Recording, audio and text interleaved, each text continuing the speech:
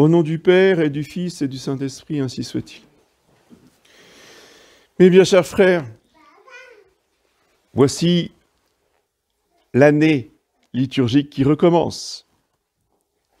Donc bonne année.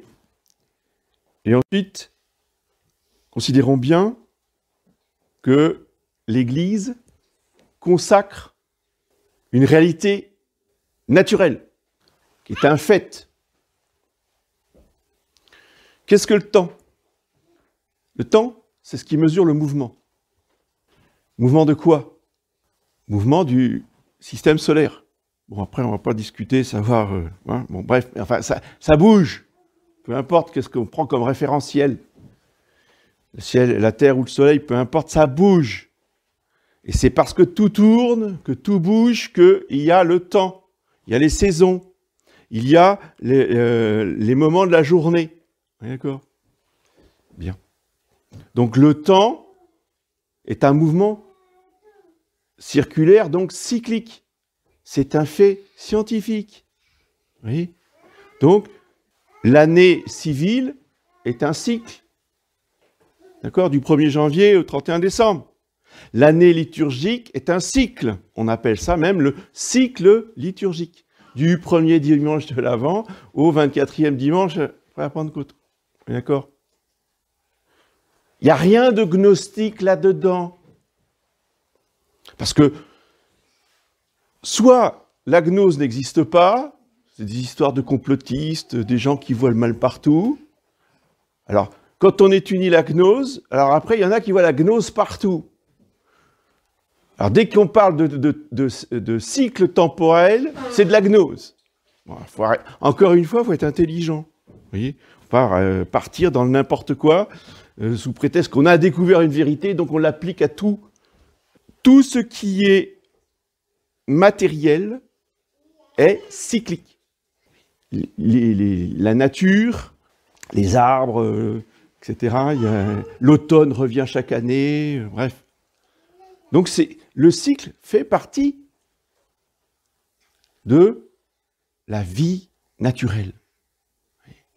Oui, mais attention, parce que dans l'Église catholique, on n'a pas une conception du cyclique de l'histoire. Ça commence à Jésus-Christ, ça finit au jugement dernier. Justement, c'est ce qu'on voit aujourd'hui. Le temps est linéaire, monsieur l'abbé. Oui, d'accord. Ça, c'est le domaine surnaturel. Évidemment, la rédemption et la vie de l'Église, qui est une réalité surnaturelle, elle, eh bien, elle est linéaire sur le plan de la surnature. On va de Jésus-Christ à Jésus-Christ, mais entre les deux, l'Église a aussi une réalité humaine. L'Église est composée par des hommes. Et cette vie humaine de l'Église, eh ben, de nouveau, elle est cyclique. Vous voyez ce que je veux dire? Donc, il y a les deux réalité. C'est pas soit l'une, soit l'autre. C'est les deux ensemble.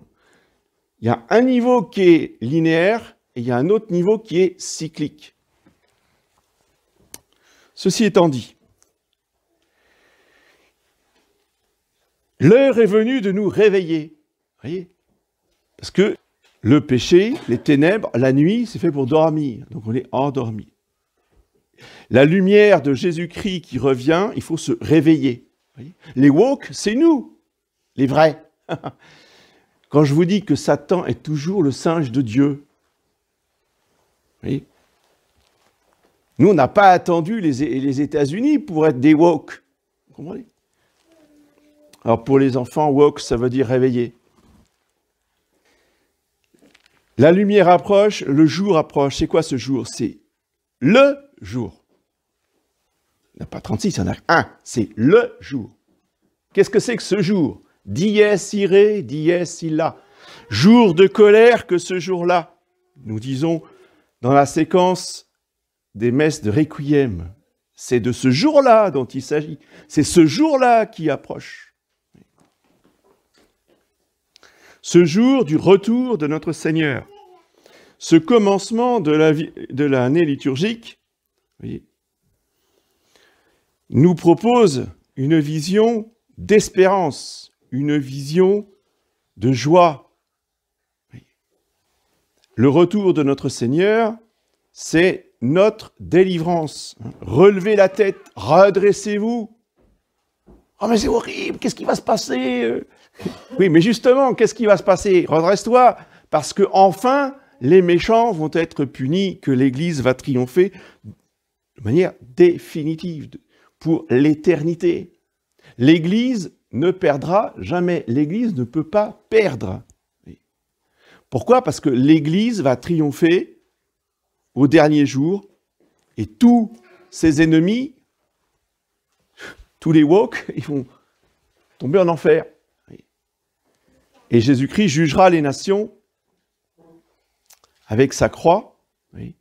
Et là, il n'y aura plus jamais de défaite pour l'éternité.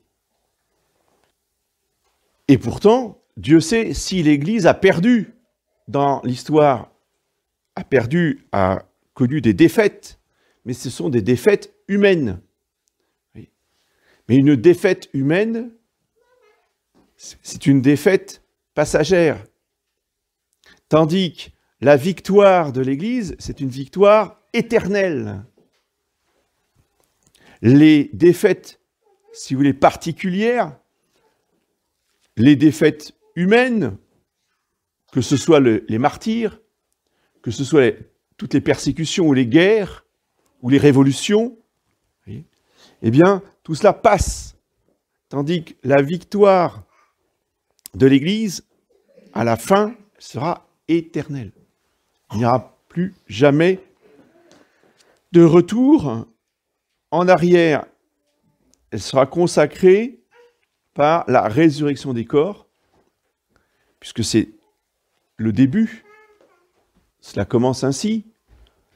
Saint Michel et ses anges vont sonner de la trompette, et tous les morts sortiront de leur tombeau avec leur corps ressuscité. Des corps glorieux pour les élus du ciel, des corps de souffrance et d'horreur pour les damnés. Leurs corps seront unis à leur âme qui brûle en enfer, ou leurs corps seront unis à leur âme qui est lumineuse et splendide au ciel. Donc les ressuscités seront divisés en deux camps. N'oublions pas, ceux qui sont à gauche, ce sont les damnés. Ceux qui sont à droite, ce sont les élus. Le gauchisme, c'est la révolution poussée jusqu'à son extrême, jusqu'à ses ultimes conséquences. La droite, c'est l'ordre, c'est l'ordre de l'univers, c'est le respect de cet ordre qui n'a pas été fait par l'homme, qui a été fait par Dieu. C'est déjà un premier pas vers le salut. Ensuite, pour être complètement de droite, qui sont ceux de droite? Ce sont les saints. Tous ceux qui sont à la droite du Seigneur Jésus, ce sont les saints. Ceux qui sont à gauche, ce sont les damnés.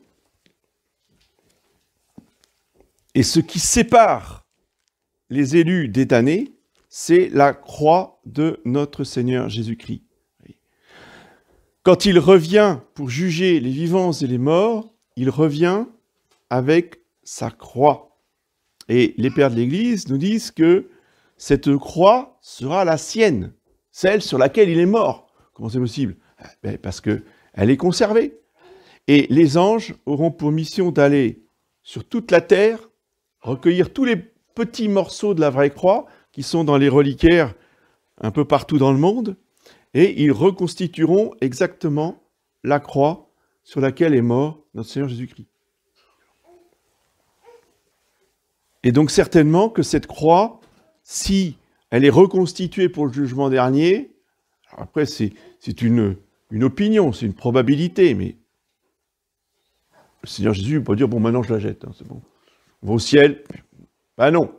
Si la croix est adorée par nous, les chrétiens, tous les vendredis saints, Si notre Seigneur a ce projet, c'est de vouloir la mettre à l'honneur pour le jugement dernier, c'est évident que cette croix ira au ciel. Obligé. Puisque nos corps iront aussi au ciel, avec son corps ressuscité, la croix du Golgotha sera elle aussi à l'honneur au centre du paradis. C'est obligé. Ça sera c'est l'arbre de vie. Tous les pères de l'Église nous disent que l'arbre de vie qui était au centre du paradis terrestre n'était qu'une image, un symbole, si vous voulez, du véritable arbre de vie, qui est la croix de notre Seigneur Jésus-Christ, qui sera placée au milieu du paradis du ciel. Oui. D'où l'importance capitale d'aimer la croix et d'aimer nos croix. Oui. Surtout dans ce temps de l'Avent, qui est un temps d'austérité, qui n'est pas un temps de pénitence. Le temps de pénitence, c'est le carême. L'Avent n'a jamais été un temps de pénitence. C'est un temps d'austérité. C'est-à-dire qu'il est interdit de faire la fête pendant l'Avent.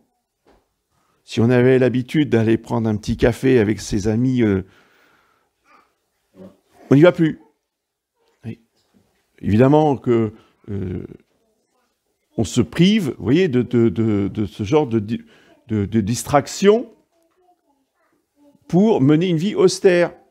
On ne vous demande pas de jeûner, on vous demande de mener une vie plus recueillie pour nous préparer à la venue de notre Seigneur à Noël. Et à Noël, on fera la fête. Oui, à Noël, il y a le repas de famille, etc., mais qui prend tout son sens si avant, justement, on s'est privé de tout ça. Voyez. De même, l'Église interdit le mariage pendant tout le temps de l'Avent. Alors, le mariage festif.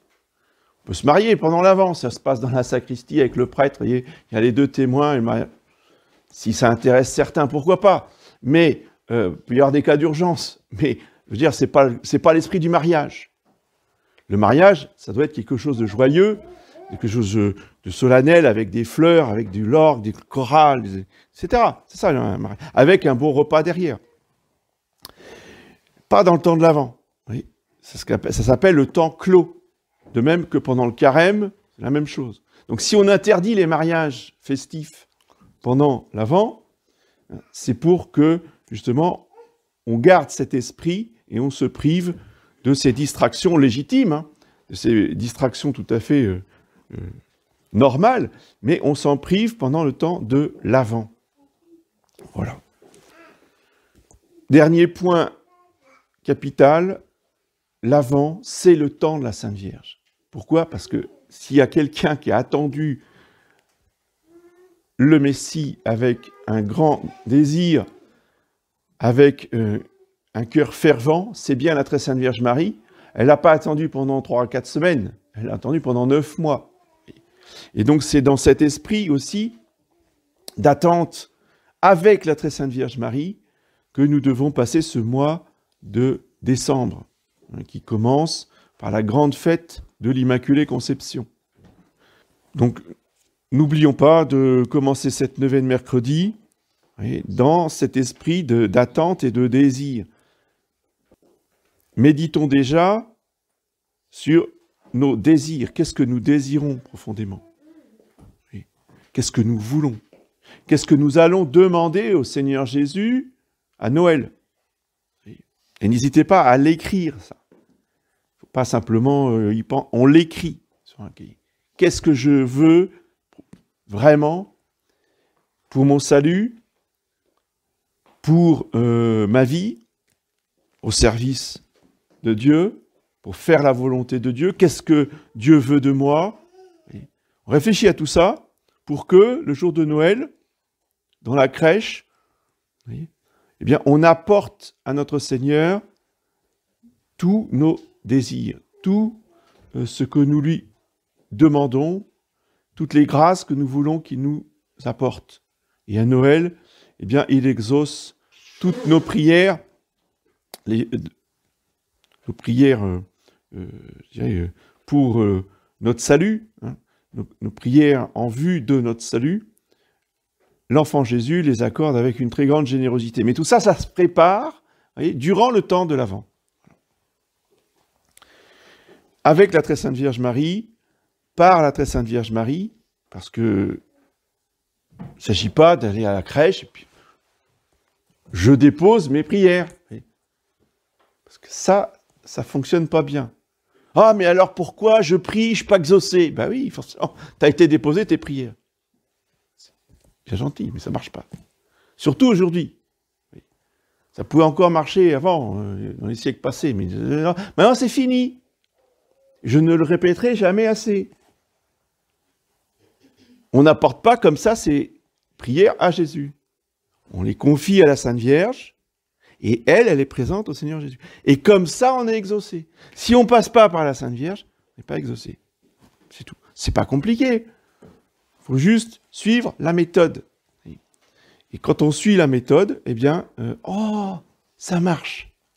Vous voyez, le bonheur, c'est d'aimer la croix, de faire la volonté de Dieu par Marie, avec Marie, en Marie. Au nom du Père et du Fils.